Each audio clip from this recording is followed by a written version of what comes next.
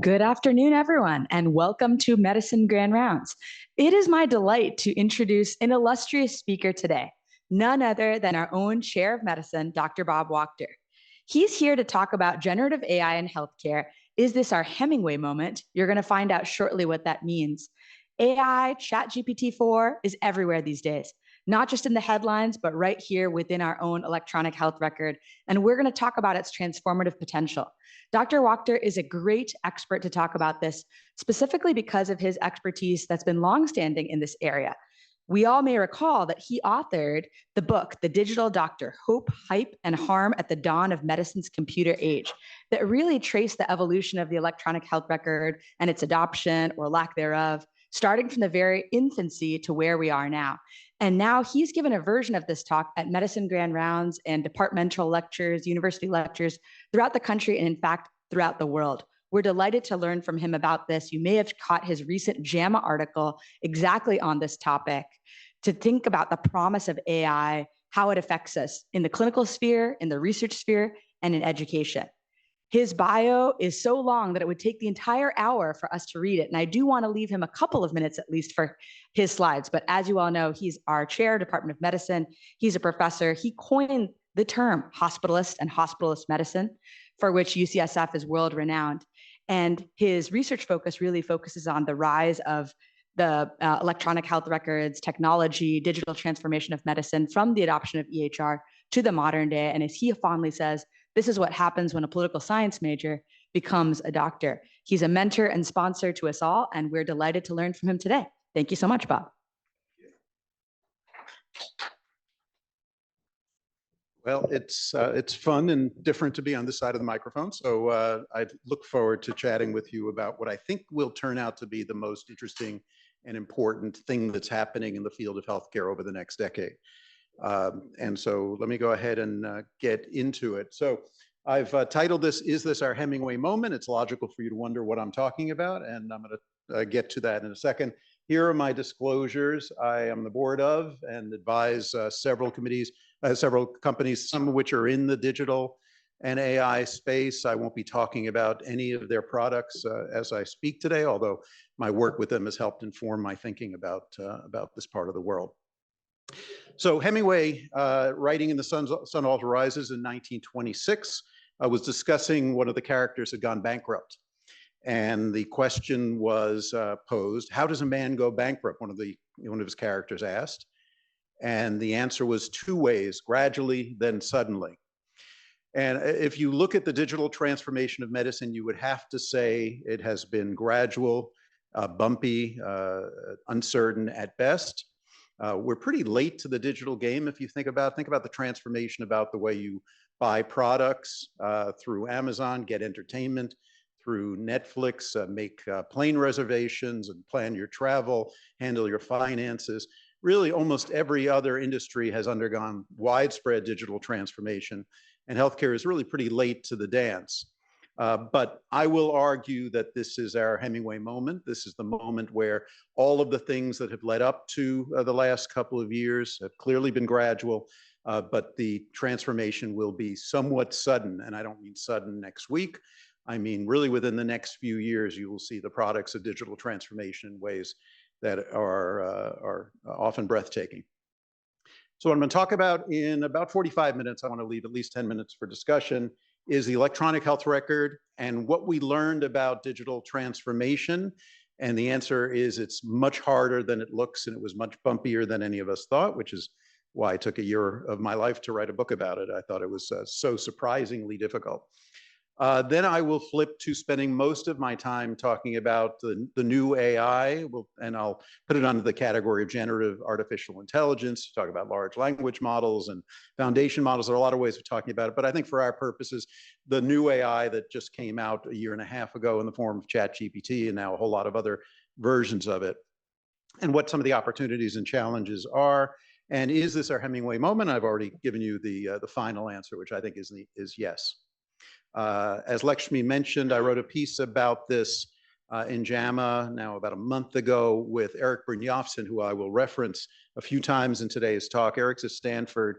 He's a professor of economics there and is really one of the leading thinkers in the country and the world in the digital transformation of industries, not so much healthcare. So it was a nice partnership. So let us peel back to something I've spoken about here in the past, but I think is a worthwhile review and a foundation for things that we're going to talk about, which is the digital transformation of medicine really began about 10 to 15 years ago with the electronic health record. Now, people sometimes come up to me and say, why is healthcare so scared of technology? Why are you people such Luddites? And that's completely wrong, obviously. Go down to the radiology department or the electrophysiology laboratory, the OR. We love technology. We've used it quite happily and quite well for decades and decades and decades. But those have been very narrow, focused technology solving a single problem where the only people that needed to learn how to use them were a very small group of specialists. So when I talk about digital transformation, I'm talking about the entire way we do work and think about our work having a digital underpinning. And really that just began about 15 years ago. And here's the curve of electronic health record adoption for non-federal acute care hospitals, and the curve for electronic health record adoption in physicians' offices would look about like this. And you see here, the take-home message from this is less than 15 years ago, 2008, fewer than 1 in 10 American hospitals had an electronic health record, which means they did their work. For young people, it's hard to imagine that this is the way work was done, but we scribbled on pieces of paper, we use fax machines, we use Post-it notes. That is the way we chronicled what was going on with patients, the way we took data, the way we moved it around, and the way we analyzed it. And really within about 5 years, by about 2015, rather than fewer than 1 in 10 hospitals having an electronic health record, now fewer than 1 in 10 hospitals did not. That's a remarkable transformation. And how did that happen? You may ask. The reason it happened was the federal government threw $30 billion of incentive payments as part of the stimulus package in 2008 at doctors and hospitals, basically providing them an incentive to adopt an electronic health record and penalties if they did not. So this was the era where UCSF first adopted its electronic health record, and we were in good company. Pretty much every hospital in the United States and almost every doctor's office adopted an electronic health record.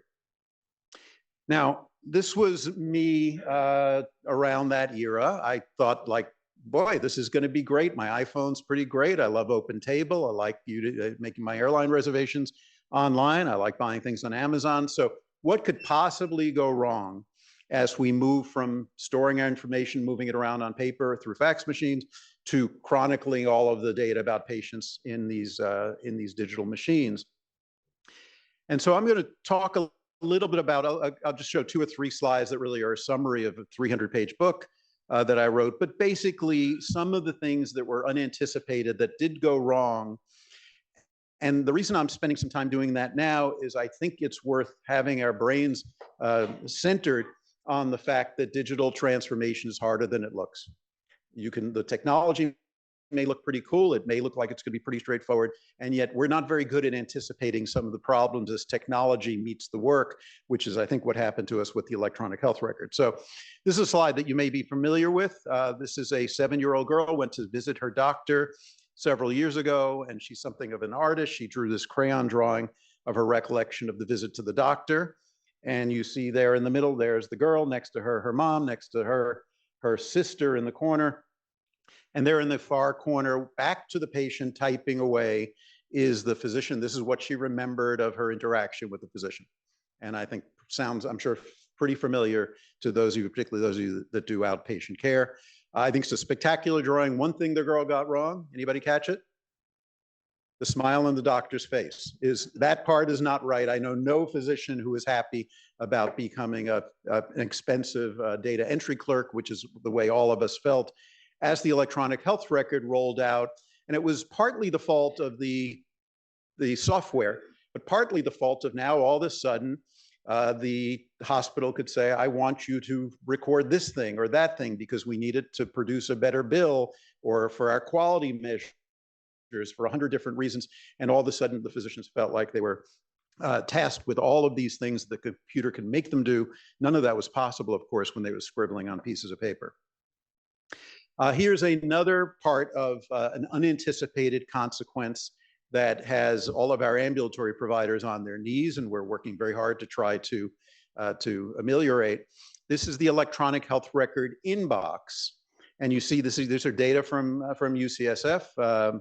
AJ Holmgren in our Division of Clinical Informatics and Digital Transformation has become a national leader in research in this area. And you see they're starting in 2016, the number of electronic inbox messages went up many fold, so that the average ambulatory physician is seeing patients 8 or 9 or 10 hours a day, and then has a couple of hours of email inbox messages to wade through. None of us anticipated this. I don't know anybody. I've not seen any writing about this before it happened. It just exploded. And of course, if you think about it, it's completely logical and natural that it would. We gave patients a patient portal, terrific. We gave them a lot of information that they didn't often understand. They get their lab results, their x-ray results, their EKGs, and eventually they got their doctor's notes, and they wanted to make an appointment to talk to their doctor about it. The next appointment is 2 months from now, and there's this little helpful button that says send a message to your healthcare team, and it's free. In retrospect, it's sort of a dumb moment. Of course they're going to do that, and in fact they did that. And the next thing we knew was physicians, mostly in the outpatient world, on their knees crying for help because this was such an overwhelming burden. What we basically did was create, and digital, this was not possible when we were in paper world, created 24/7, 365 access to physicians without giving a moment's thought to what's the business model for this, what's the organizational workforce model for this, and lo and behold, it didn't work. So just 2 examples. I think the documentation burden and the electronic inbox are 2 examples of consequences of digitization that none of us anticipated, and were really quite meaningful, and were really negative for both patients and also for their clinicians. And this is kind of where I knew things had gone off the rails completely. This is an advertisement that I found for an emergency medicine physician job in Arizona a couple of years ago. Arizona General Hospital is coming to the Grand Canyon State. It was a little tiny boutique general hospital. When I think about general hospitals, I think about the county, and it is not a boutique general hospital, but this was. And here is what they had in the ad. They have an ER, because you should have that if you're looking for an ER doctor. Radiology suite, 2 ORs, a little tiny place, 16 inpatient rooms. One part of the ad in bold, clearly their main selling point. They have no electronic medical record. That was what they are trying to sell a job, to tell the docs, you can come here and still scribble on paper. So clearly we got something wrong, and I'll spend a minute or 2 on what to me were the lessons from the first 10 to 15 years of digital transformation, which was really, I think you can see, as the electronic health record era. And here I will bring back my co-author for the JAMA article, Eric Brynjolfsson, who wrote in 1993, when he was at MIT, an article called The Productivity Paradox of Information Technology. The productivity paradox was that a technology came into an industry, and the industries he was writing about at the time were manufacturing, financial services, Wall Street trading desks. Computers came in, everybody looked at the capacity of the computers to do magical things. Everybody looked at what Apple was doing and Microsoft was doing, and they said, this is going to be great. It's going to make our work easier, better, and far more productive. And what they found in case after case and industry after industry was 2 years would go by, 5 years would go by, sometimes 10 years would go by, and they were not seeing any of the productivity gains that had been promised. And they were all left scratching their heads as to what had gone wrong. I thought captured nicely by this quote by a Nobel Prize winning economist named Robert Solow, who wrote in 1986, you can see the computer age everywhere except in the productivity statistics. Meaning I go into the factory and I see computers everywhere, but we're not seeing any of the promised gains. Why is that? The computers seem like they're pretty slick and they do this fancy stuff that we hoped they would do. It turns out this was such a predictable finding in industry after industry that then Eric and other researchers tried to understand what's behind it and how do you fix it. And it turned out that what was behind it were 2 things that needed to be fixed before you saw a resolution of the productivity paradox. And I likened it to a safe deposit box. You needed 2 keys. One was the technology needed to improve. Invariably, version 1.0 wasn't very good. And it wasn't until they got a lot of user feedback and a lot of iterative cycles, so that you're on version 32.4.6, that you had made the technology much better and therefore achieved some of the advantages. But as I was studying this in writing my book, I found the most interesting, surprising, but I think eye-opening finding was that was not the most important thing. It was not, the most important thing was not that the technology got better. It was that the organization evolved to take advantage of the technology to do its work in a completely different way. And what Brynjolfsson and others have talked about is, quote, quote, reimagining the work, or sometimes they write about so-called complementary innovations. You had to innovate the way you organized yourself, the way you governed yourself, the way people thought about the work. And there is absolutely no industry that has been reported or studied that did that on day one with the implementation of new technology.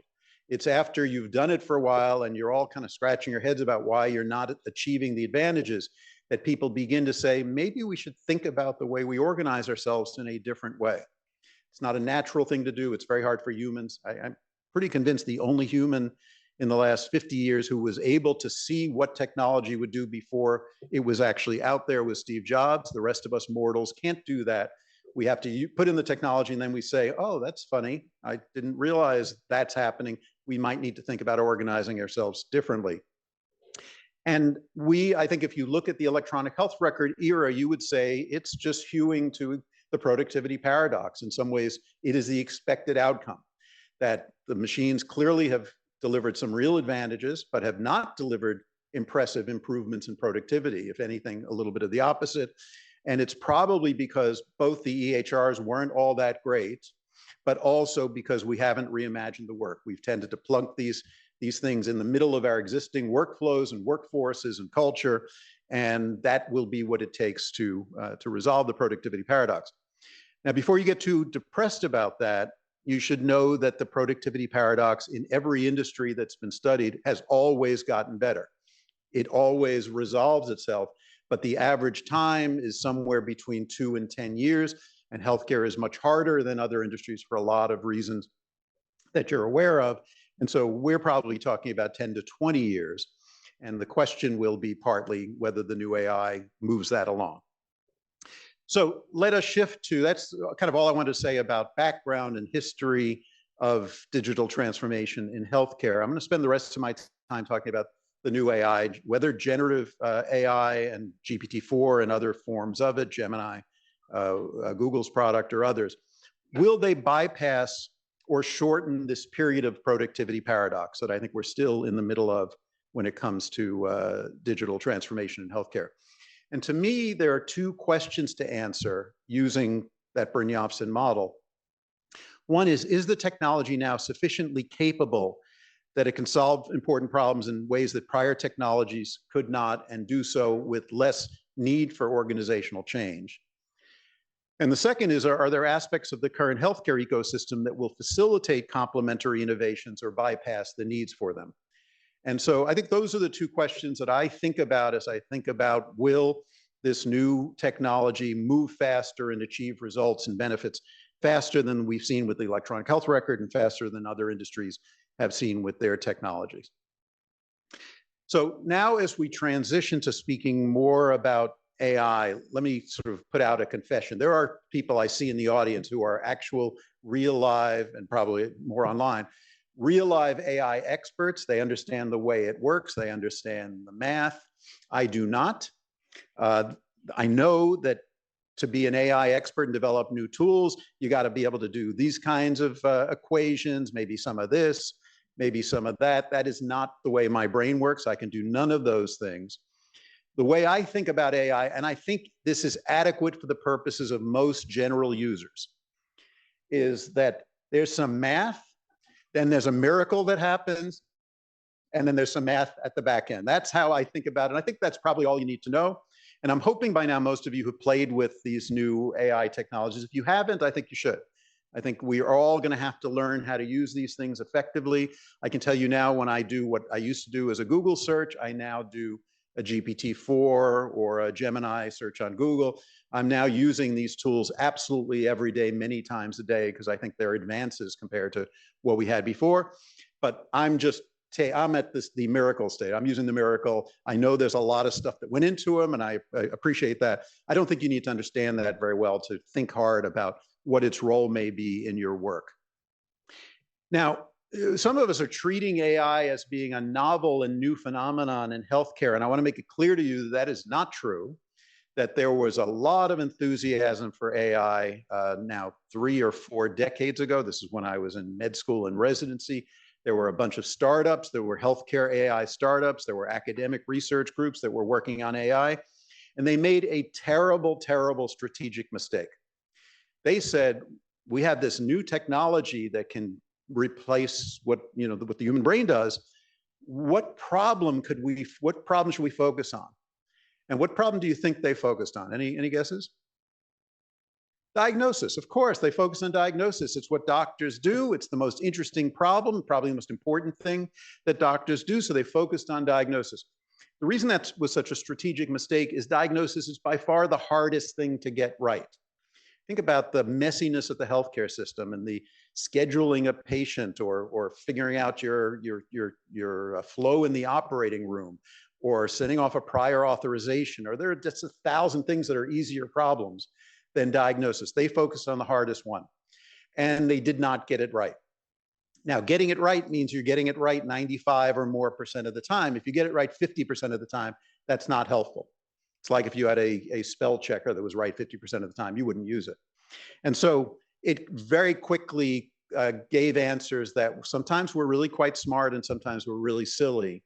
And it was captured nicely, I think, in this cartoon: rapid pulse, sweating, shallow breathing. The computer tells me you've got gallstones when this guy's got an arrow hanging out of his back. These were the kind of responses these AI systems gave that were just ridiculous. And people knew them, and knew clinical medicine said, this makes no sense.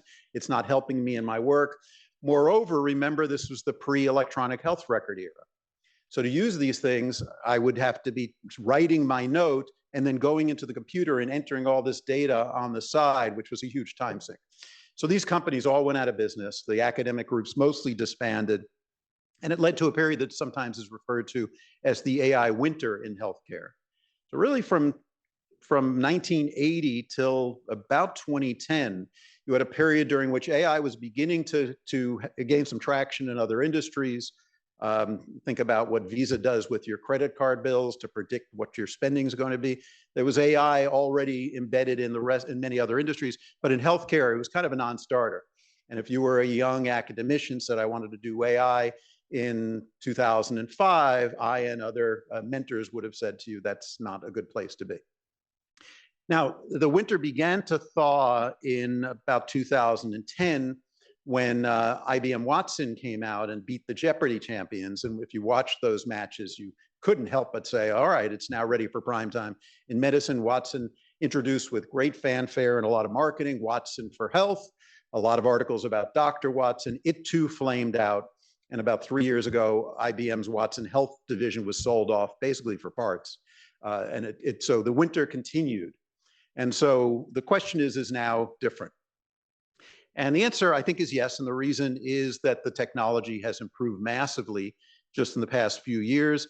And for those of us that played with GPT 3.5 when it came out, I think for most of us, it was kind of an eye-opener. This is different than anything we've seen before. Its ability to have conversations, its ability to seemingly understand what was going on and think more and more like a human without a whole lot of programming and algorithms that were necessary for prior versions was really impressive. Now, before I get too breathless talking about how wonderful it is, let me tell you a little bit about its main problem. And you've now heard a lot about this, which is hallucinations. And I'll use an example that some of you may have heard about from Sarah Murray. And I think Sarah may have presented this when she spoke here about a year ago in our first AI Grand Round. So Sarah did something that was very clever. She put into GPT 3.5 a request for it to write a prior authorization. So if you're an ambulatory physician, this is the scourge of your life other than your EHR inbox. It is writing authorizations to insurance companies, asking them for permission to use a drug or to pay for an MRI or a PET scan or any of that. And she said, can you write for me, GPT 3.5, a prior authorization to the insurance company asking for permission to prescribe a Pixaban, a DOAC, a powerful anticoagulant, for a patient with insomnia. Now, for those of you that are not clinical, this is wacky. I mean, there's no clinical basis for using a powerful blood thinner for a patient with insomnia, but the GPT 3.5 quite helpfully wrote this prior authorization. And it said, my patient has been struggling with insomnia for an extended period of time, and I believe that apixaban, a novel anticoagulant, may be an effective treatment in this case. While it's primarily used for the prevention of blood clots, yeah, recent research has indicated that it may also have benefits for individuals with insomnia. Now, Sarah read that and she thought it was so persuasive that she actually did a PubMed search to see if she had missed this new literature talking about using anticoagulants for insomnia. There was no such research. This was hallucination. It was making this up. These machines are crowd pleasers. They want to find the answer of your question, and they have this propensity to make it up. I'll come back to this in a few minutes because it's an area that has actually improved. This is Sam Altman, now quite famous as the CEO of OpenAI, then fired for a day and a half 3 months ago, then rehired. And this was a tweet he put out now a little over a year ago, which I think captures the issue quite well. ChatGPT is incredibly limited, but good enough at some things to create a misleading impression of greatness. It's a mistake to be relying on it for anything important right now. And I think in healthcare, what we do is important. It's a preview of progress. We have lots of work to do on robustness and truthfulness. So here's the CEO of the major company in the space saying, not so fast, let's make sure we're going at it thoughtfully, particularly in high stakes areas like the ones that we work in. And yet there, I think, is increasing evidence that these things are awfully good and will make a meaningful difference and are at the point where we can begin rolling them out in healthcare use cases and do it thoughtfully and responsibly and safely. Let me give you a few examples of that. This was me. I had an acquaintance who had this problem, and we were struggling with what the best treatment was for this particular difficult diagnosis. And so I asked GPT-4, so the next version up from the one Sarah initially used, what is the preferred strategy for a 65-year-old man with a prior TERP? I didn't spell out what TERP meant. Moderate Parkinson's, who now has prostate cancer with a Gleason score of 8 and no evidence of metastatic disease. Kind of consults that we do all the time, sometimes curbside consults. It's not what is the best treatment for prostate cancer, or even the best treatment for prostate cancer in someone with a Gleason score of so-and-so. It's the best treatment for prostate cancer with someone with 2 comorbidities, or sort of, in this case, a comorbidity Parkinson's, and maybe something that might influence your approach, a prior TERP. So interesting, complicated. And this is what GPT-4 said, and I won't read the whole thing to you, but it said surgery can be effective, but given the patient's prior history of TERP and the potential for surgical complications and side effects, this may not be the first choice. Additionally, Parkinson's can complicate post-op recovery. So there's no textbook chapter it's reading from. No one has written a textbook chapter about this particular clinical situation. It is integrating an enormous amount of information to say, in this patient's context, here's how I would think about surgery. Here's how I think about radiation. It can provide good cancer control. The prior TERP may not preclude radiation, but specific radiation-related side effects would need to be weighed. I didn't know that. It turns out if you've had a prior TERP, then radiation is actually a little riskier because you've cleared out the prostate bed and you can get more radiation side effects. And when you use radiation, you also need to use androgen deprivation therapy, and it talks a little bit about that. And it ultimately puts its nickel down and says, I'd recommend the radiation and hormone therapy rather than the surgery. And I thought that was interesting because I had spoken to a number of surgeons and radiation oncologists, and I'd come out with the feeling that in this particular case, he would be better off with surgery. And the reason mainly was that the androgen deprivation therapy often makes people feel quite weak. And if you already have a neurological disease, that might be worse. So I went back to GPT-4 and I said, do you think the hormones will exacerbate the weakness from the Parkinson's? And it, like a thoughtful, empathic colleague, said, you raise a valid point. And then it went on to say it has a number of side effects. Among them are fatigue, decreased muscle mass, and decreased bone density. They can impact an individual's overall strength. Now, I just went back and put this same use case in last week, and it did not give me the final answer. It did what I think is more appropriate, which is here's the risks and benefits of each of the three. This is complicated enough that you should speak to a doctor. And so I think that's right. And that's 6 months later, it advanced the point that realizing that putting its nickel down potentially wrongly was not the right call. Here's one more example of how much better this has gotten over the course of just 6 months.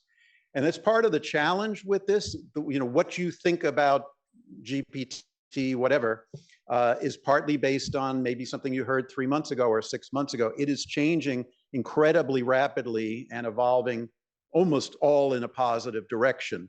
And this is a huge challenge, of course, for the FDA as it tries to figure out how do I regulate this. If you approve a new medication for pulmonary fibrosis, I'm looking at Jeff, that's the same medication that will be the one you use 10 years from now.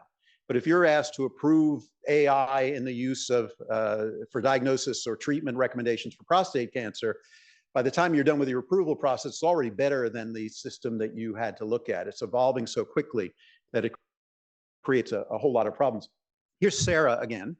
This is 3 months after she put in her request to write a prior authorization, you remember, for an anticoagulant in the use of insomnia.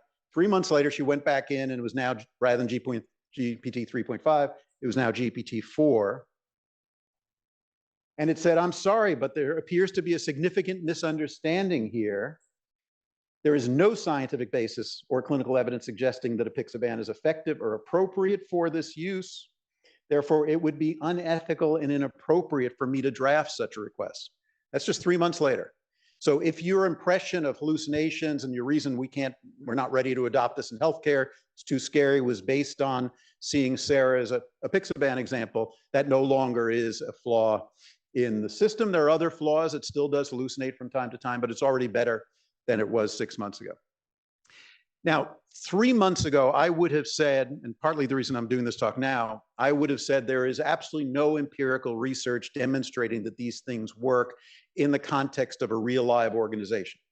There was a lot of research, and it's growing and growing, showing that it can pass the medical boards, it can pass the law boards, it can do better than virtually any kid on an SAT exam.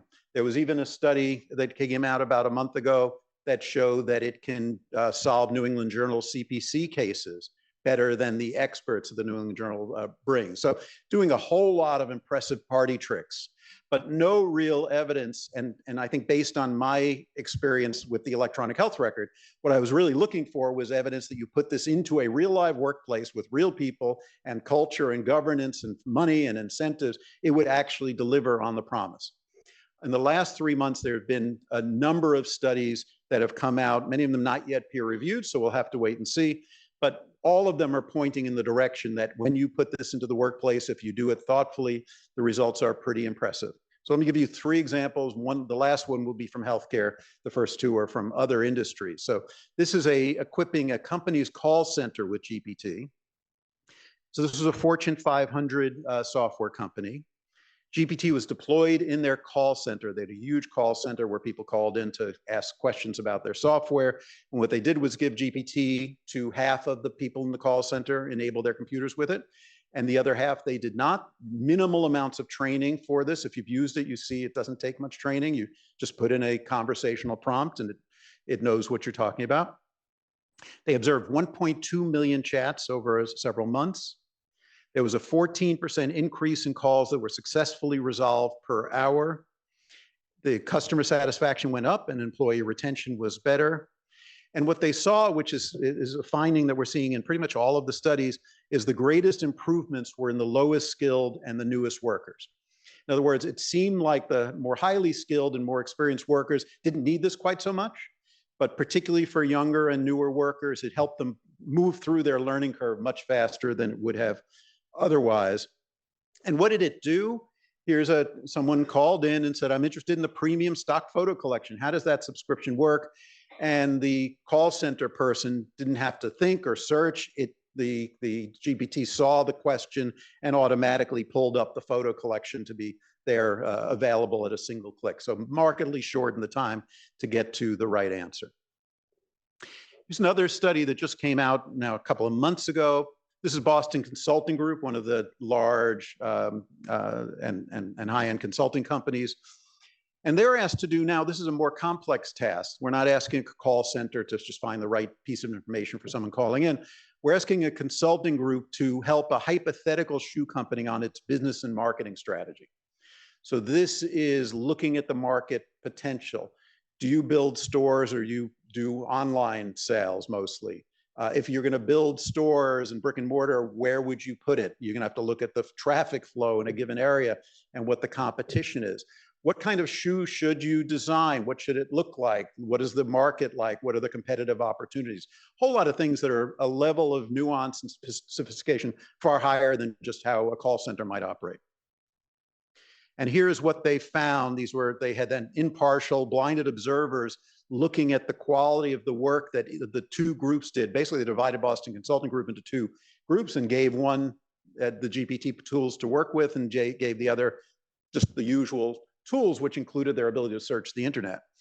And you see here a really impressive and statistically significant improvement in the quality of the output, unambiguous differences between the group that used AI and didn't use AI.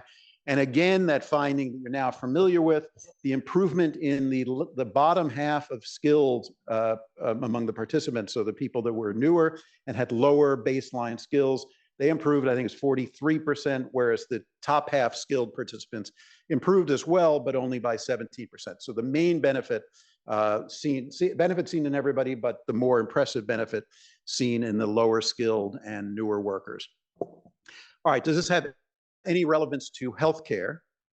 And this was a study not yet peer reviewed, so take it with a grain of salt. And obviously Google has an interest in a corporate interest in helping in making you believe that they're doing something really wonderful.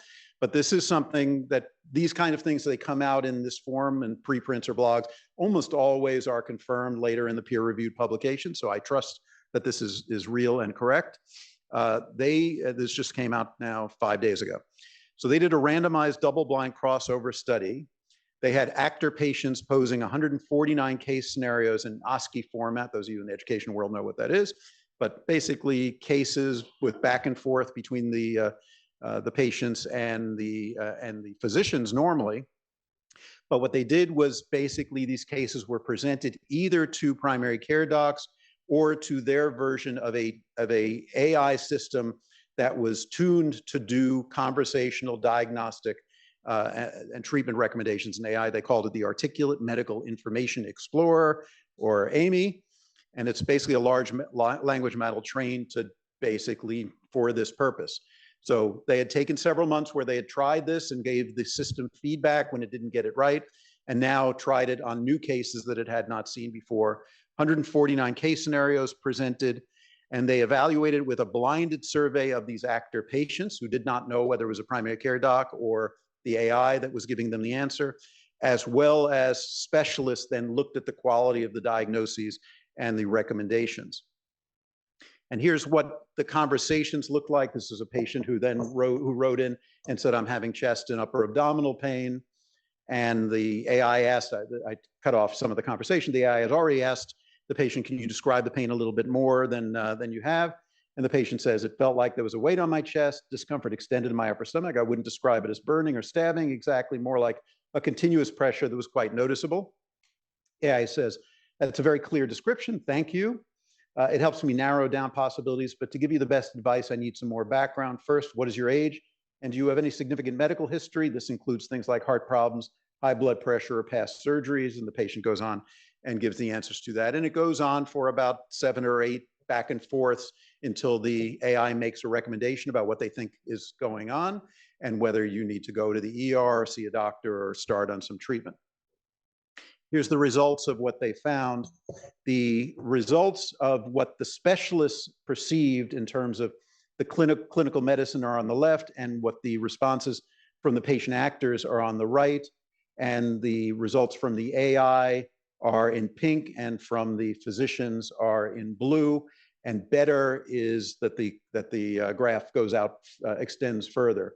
And you see across the 3 domains where the patients were asked their perception, patients' confidence in care, perceived openness and honesty, and empathy. The AI was felt to be better, including being more empathic than the physicians were, which is a finding that's been seen in multiple studies. And when the specialist physicians were asked to look at the diagnoses and the quality of the recommendations, they thought AI was more accurate, a better management plan, and about the same on escalation recommendations. So you have to look at this and say at least as good and probably better than physicians answering the same case scenarios and what is a fairly real world set of conditions they set up. And this is across the top 10 diagnoses. These are the specialist judgments about the quality of the accuracy of the diagnosis. You see in each one of them, the AI does better than the physicians. So this is exciting, kind of scary in a way for those of us that like our jobs. But clearly, we're past the point where we can say, let's not pay attention to this. It's not ready for healthcare. I think it's pretty much ready for healthcare. So let me try to sort of pull it all together. Will generative AI require fewer complementary innovations, less change in the overall system in order to make a difference than prior technologies, including the electronic health record? I think the answer is yes. Using it requires little to no training. There is something called prompt engineering. You can actually get better at the kinds of things that you put in there to get better responses. But you can sign up into GPT 4.0 right now, put in a prompt and get a useful answer without any training. Much easier integration into existing software, including electronic health records and workflows. And so think about the transition from paper to EHR. We needed to put computers everywhere and figure out how everyone's going to spend their day, and you're spending a huge amount of the day now. Instead of reading a paper chart, you're typing into a computer and reading off the computer. The transition to AI is you're already on the computer, you're always using those tools. It's now the question of what is the output. And so I think a much lighter lift than it was going to from paper to EHRs. So you're going to see, and the ability of a new AI product to fold into your electronic health record, and you're still on Epic typing away, but now it's doing something that Epic couldn't do. It's a much easier thing. It's not trivial. There's still a fair amount of work that has to be done to integrate that, but a much easier than it would have been several years ago. And Epic and Cerner, the main EHR companies, are also working very, very hard on building in AI, and we're starting to see those things roll out, and we'll see more and more of them. Epic has a partnership with OpenAI and with Microsoft. Cerner was bought by Oracle, a huge software company, in part because they believe that AI expertise would be helpful. So you're going to see lots more of this in your computers and in your workflow pretty soon. There are already a lot of startups and established companies that were working on solving problems in healthcare that have embraced this AI and put it into their product, and did that really within 6 months of GPT coming out. I think healthcare and digital leaders have learned lessons from the past decade. I think we're less naive than we were about how to make digital work in healthcare. We believe the hype less than we used to. We've developed leaders, and I see some of them here, whose careers are about healthcare meets informatics, meets digital, and how do you make that work, and studying it and teaching about it. I think we now have a lot of that under our belts, which we didn't before. And labor shortages in healthcare may decrease the political pushback. It won't make it go away. Think about the 2 big strikes in the United States last year. One was in the automobile industry, the other was Hollywood, and they were both mostly about, is AI going to replace my job? And so there is going to be political pushback as these tools come in. But in healthcare, there's such a shortage of doctors and nurses and people in the billing department that I think there'll be more welcome of this technology if it can make my life easier in taking care of a patient, and I think a little less fear of job replacement than there is in other industries. Let me spend a couple of minutes on what could go wrong, and turns out, as we think about generative AI. Spend just 1 minute on what could have been an entire talk, the problems with AI. I just want you to be aware of them. We can talk about them in the discussion. Clearly, the AI can use the data that it has, and the data are largely from electronic health records. They can still make stuff up. There's still going to be a problem with hallucinations. And you have the garbage in, garbage out problem. If the data in the HR is wrong, then the output from the AI will be wrong. Black box issues. Will clinicians follow predictions and recommendations whose derivation they don't understand? I think that's an open question. A lot of the AI companies are working at not just giving you the answer, but giving you where they got the answer from, because they believe that we will believe the answer more if we know what the source was. I think that's a reasonable thing for them to do. Lots of ethical issues and disparities.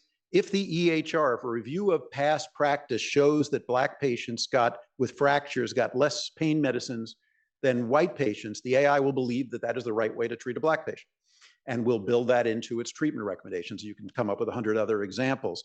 And so it's not any more biased than we are or were, but it can embed those biases in its recommendations. So a lot of work in trying to think about how do you prophylax against that and de-bias these systems. Also the concern about the digital divide. As more and more care is delivered digitally, we need to be sure people have access to wireless and all the things that they need. And finally, tons of privacy and security issues, lots of barriers to data sharing, including fears of security breach and who owns the data. Can the algorithms be hacked is a concern, and who's liable if the AI commits an error. Again, I could spend an hour almost on each of these issues. They're huge issues. We're going to give them all a lot of thought. I'm going to spend a minute on one issue that I'm particularly fond of, I think is interesting and particularly relevant for us in the training world, and that's de-skilling and automation complacency. When the AI is right 50% of the time, it's not helpful, you won't use it. When the AI is right 100% of the time, it's great, except I'm not sure what we're all going to be doing for a living. The problem is the AI is going to be 90% right for a while. And you're going to therefore have a system where a physician is going to be, or a nurse is going to be responsible for looking at the results and signing off on it. That sounds pretty robust and is a fail-safe system, except it's not in any human system. The story is often told in aviation. In the old days in aviation, in a big plane, you had 3 people in a cockpit. You had a pilot, co-pilot, and flight engineer. About 30 years ago, they ditched the flight engineer. They didn't need that third person. The saying in aviation is eventually you'll have not 2 humans, but a pilot and a dog.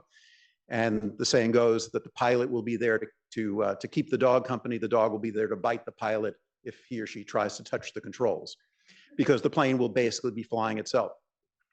Which is amusing until you think about a few pretty high-profile aviation accidents that happened when the computer glitched and the pilot did not know what to do anymore because they had de-skilled. They only knew how to fly the plane when the electronics were working.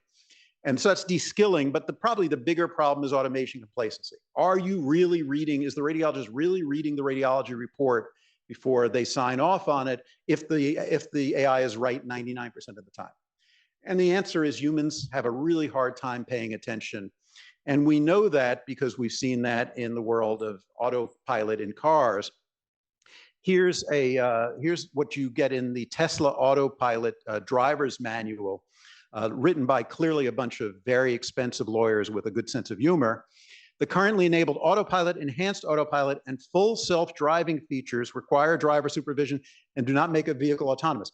The thing we call full self-driving requires that the driver is paying attention. That, of course, is a ridiculous bit of catch-22 doublespeak, but it's what they have to say.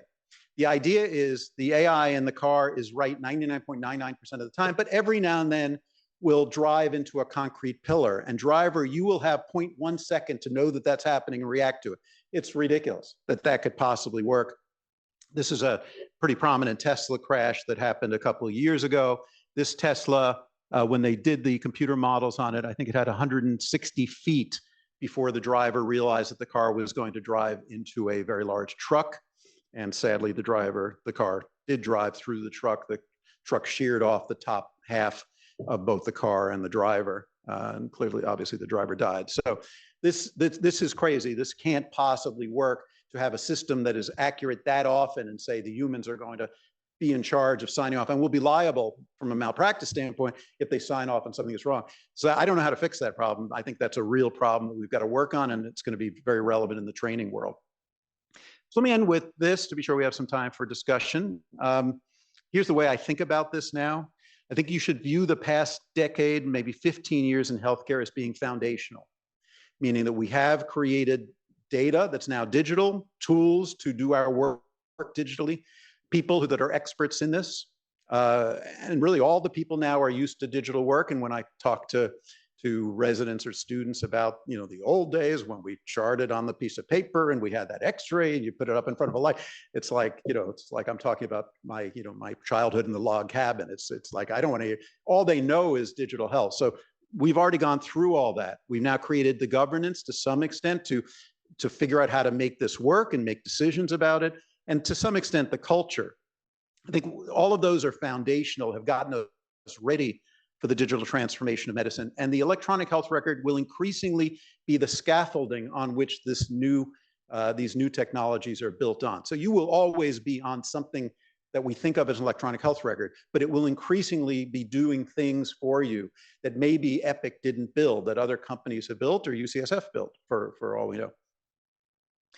The low-hanging fruit, which is where the picture is from, are going to be in the easy stuff. I think we're going to be smarter than they were in the 80s. We'll start with logistics and operations, scheduling, billing, prior authorization, patient communications. One of the CEOs of one of the companies that is doing a prior authorization engine says that they now have it where you type in the letter O, and it will type out your prior authorization for Ozempic, United Healthcare prior authorization. It knows that's what you want to do. So all of that is kind of easy, low-hanging fruit, and the stakes aren't quite as high, rather than starting with clinically high-stakes areas such as diagnosis and therapy. But that is not far behind, and that, I think, is going to start with, in some ways, the operational problems in clinical care. Starting at UCSF, we are rolling out digital scribe programs now. So the human scribe that we've had for the past several years for our most high volume ambulatory docs, increasingly, and I think within a few years, every doctor will have a digital scribe. You will have a conversation with the patient and your note will just appear. And the companies in that space have kind of bounced around for a while, but now really ready for prime time. The technology is now quite good.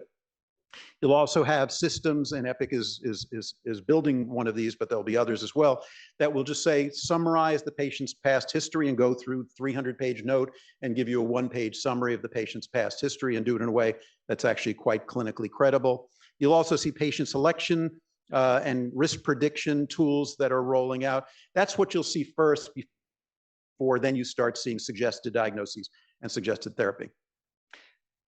We need to expect predictable problems such as bias, hallucinations, and automation complacency, coupled with unpredictable ones. If I could predict them, I would tell you what they are, but I have no idea what they will be. I just know that we will see them, as well as some political pushback, but I think the stage is finally set for the digital transformation of medicine.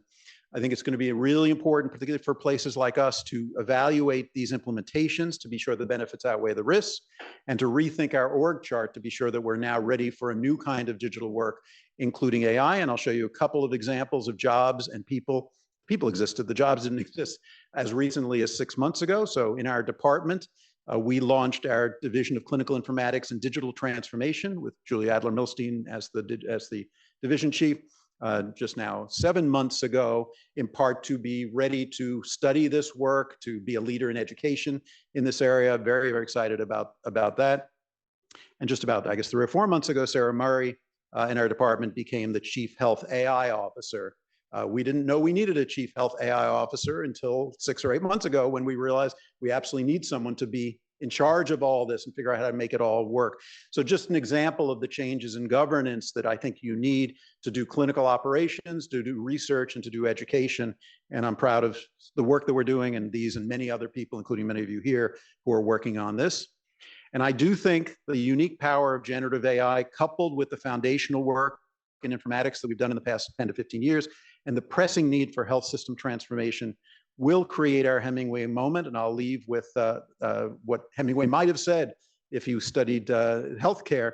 How would you describe the digital transformation of healthcare? The asterisk is in a few years. This is not tomorrow, but it's not 10 years. It's 2, 3, 4 years. And I think the answer is going to be that healthcare was transformed largely for the better, gradually, and then suddenly. I think now is our moment. And I think at UCSF, we're well positioned to be leaders in this. So thank you so much for your attention.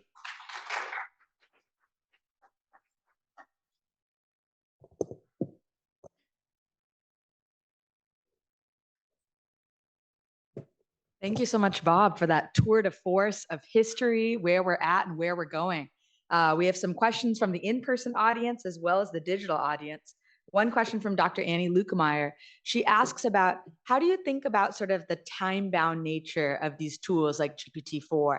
On the one hand, you can say it evolved rapidly, but on the other hand, it's not accessing necessarily studies from last week or how we incorporate it into the medical literature. Yeah.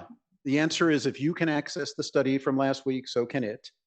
And now, so far not, because so far when GPT-4 first rolled out, it had a corpus of information that was good until 2021. So people kind of got used to the idea that it's not currently up to date. The new GPTs and GPT-5 will roll out eventually are going to be just as up to date as we are.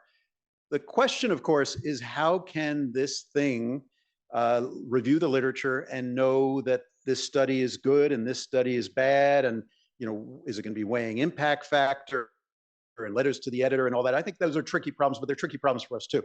But I think the timeliness of the responses you can get from the new AI, we got used to them being time lagged. I think that's not going to be the case going forward. I'm curious, just to pick up on your last thread about UCSF's position in this space, what you think the role of health systems will be. Are we co-developing some of this technology with companies? Or is the best role for us to be helping to test and validate in a clinical care environment? Or are we kind of watching and seeing how things go, and maybe once Epic has tested it at 20 other large health systems, then we start to implement things like Nebula? Yeah, it's a spectacular question. So the question is what the role of academic health centers are in this work. I think the honest answer is I don't know, because I think it's so new and going so quickly. I think that most of the development, because of the scale that's needed, the amount of technology that you need, a lot of the development is going to happen in the corporate world, in the startup world, and the Microsoft, Google, Apple, Microsoft world. I think that they're eventually going to have to sell to health systems, and so they're going to be looking for partners to help develop these things, understand the use cases in healthcare systems, do studies to validate whether they work in real life. That's one thing to say it works in a laboratory or a made-up use case, another to say that it works in real life, to develop the workforce of the future, which is part of what we do. Academic health systems are really funny, interesting animals, because your business school did not run a business. A law school does not run a law firm. We are the clinical system, education, research, all in one. There's real value there, but a very big venture capital company just bought a healthcare system 2 days ago. And it did it not because it thinks the healthcare system is going to be profitable. It did it because it wanted a learning laboratory to test out new digital tools. So you can see all sorts of new relationships. I think as a health system, if we're not good at this, we're not going to survive just in the healthcare system market. And I think the same is going to be true in education and research. And I think there's going to be a trillion questions to ask in the research world. So partly why we started this new division, I think we need a new focus in research. And I think it's going to be the synergy of academic health systems doing all of those three things together that adds value beyond what a company could possibly do. But it's going to be a lot of partnerships.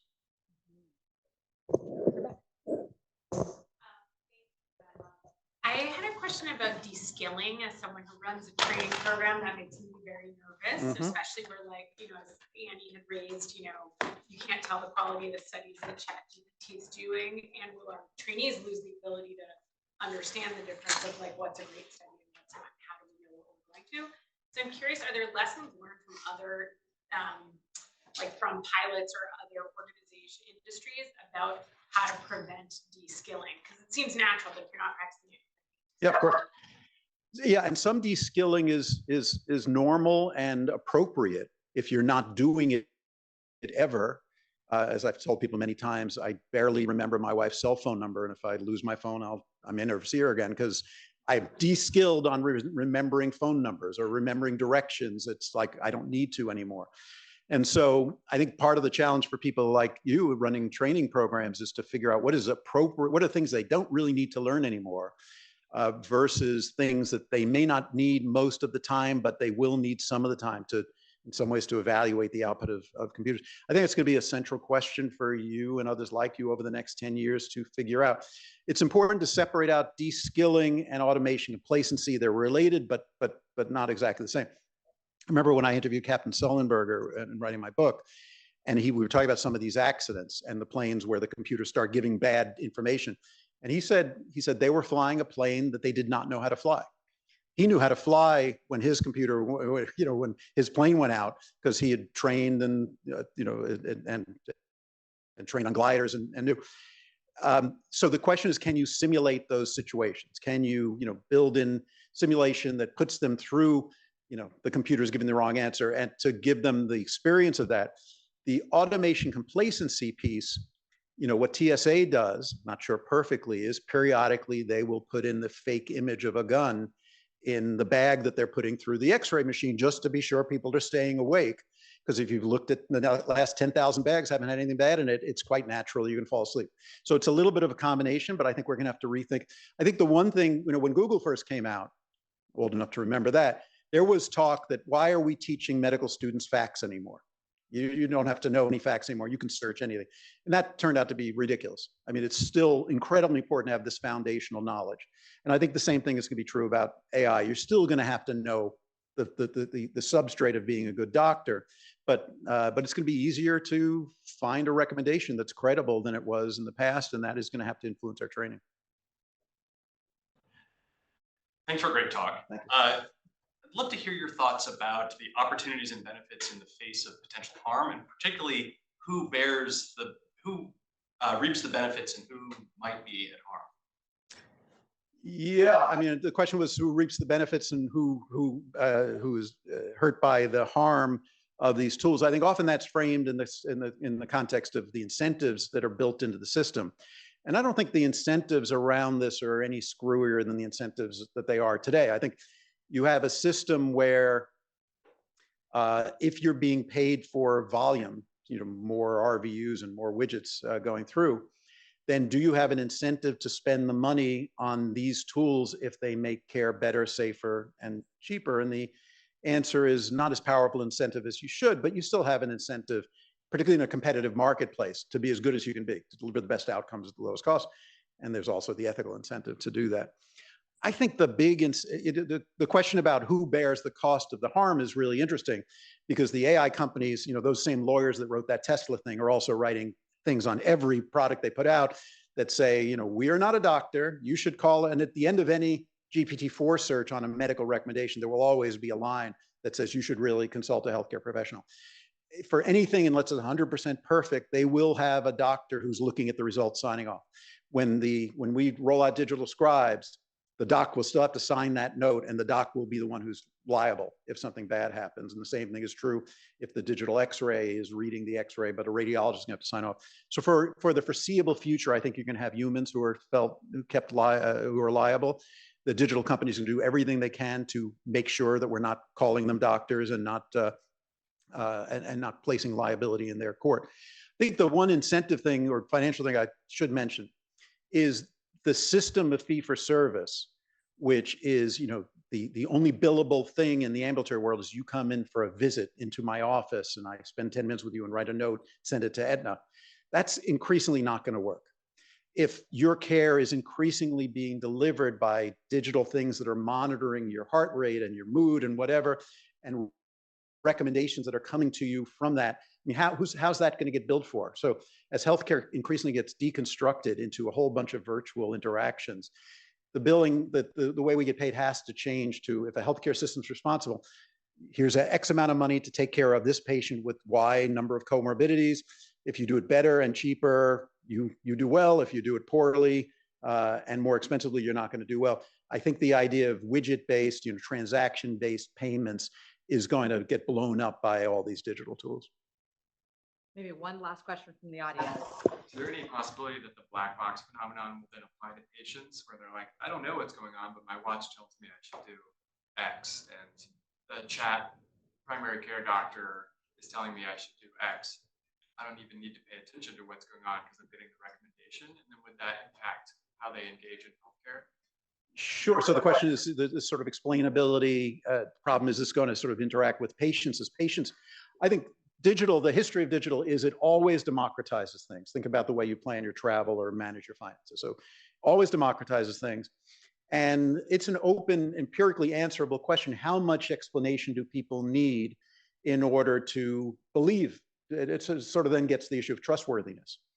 And the answer is, I don't think very much, personally. I think that the trustworthiness is basically based on what they've heard and what they've seen. When Waze tells you to get off the highway and drive through this little neighborhood and you're driving through, do you need ways to say, and the reason I told you to do that is there's a crash a mile ahead of you. Just sort of believe that Waze knows that that's the better route to get you to where you're going. I think explainability is overrated. And I think we're going to be increasingly unable to explain some of the output. Google has shown that when you look at the back of a retina and show it to AI, it can tell you whether the patient has diabetes, hypertension, and high cholesterol, which an ophthalmologist can do. It also can tell you the gender of the patient, which an ophthalmologist cannot do. And no one knows what it's queuing on to do that, but it can do that. So increasingly, it's going to be telling you things. You're not going to be sure of the derivation. And it's going to be a matter of, are you confident enough in the company and the prior results to just trust that it's okay? And I think the answer, I think the explainability is sort of a transitional phase. I think at some point, you just say the thing is right so often that, okay, it must know something more than I know, which gets into the problem of automation complacency, because when it's wrong, we're not going to have the kind of wherewithal to understand. Like, the key thing is to look at the result and say, that's weird. Like, where did that come from? And I think, for physicians of my generation, that'll be quite natural. But for a brand new physician grown up in this era, I think that's going to be increasingly hard if they've never seen anything other than AI outputs, and the AI outputs have become trustworthy in 99.9% of the time. So these are really hard problems, and we're going to have to grapple with them. Fascinating talk, wonderful Q&A. Thank you. Thank you so much for your time.